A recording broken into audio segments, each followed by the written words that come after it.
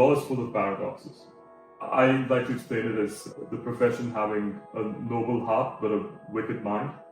All the principles that are developed by people that are idealistic and passionate about stuff, they set the theory of how things should be. Then all of that gets perverted, distorted, and abused. Like the Civil Procedure Act, it starts off with a noble notion that people shouldn't be able to just delay and kick things around the thing, and then there's a legal writer that I have particularly appreciated. His name is Grant Donaldson. He's a barrister in Western Australia, and he said in a book on declarations that, I'm paraphrasing obviously, but he said that besides policy consideration, judicial discretion is perhaps one of the most abused terms, because basically it's a catchphrase for judges who are too lazy or they have improper motivations, and what they cannot explain or justify, they say it's discretion. Humans know when dogs are happy, when they are hungry, and so on. We can't speak the language, but we read body language.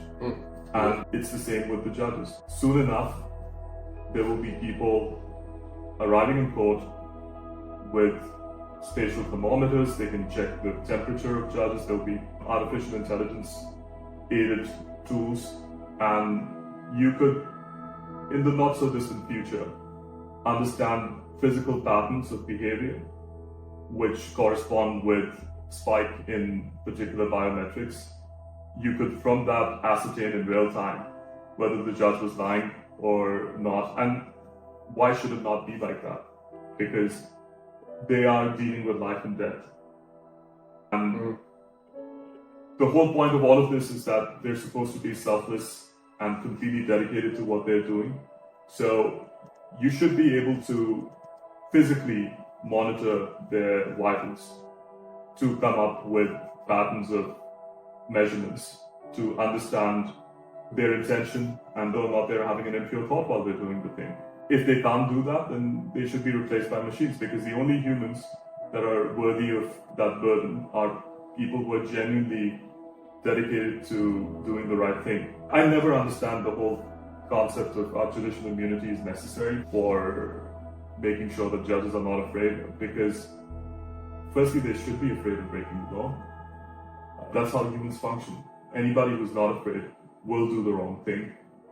It's just genetics. It's not that a certain part of the species was specially designed to be a judge. Everybody is the same. If you are not scared of consequences, then you will abuse your discretion. That's the first thing. The second thing is that if you can't sue judges, there is no accountability. Everything else is a farce, because the whole argument that the government can hold them to account and so on, all of that presumes that the government would want to do that, and that people will have some agency over their government if they don't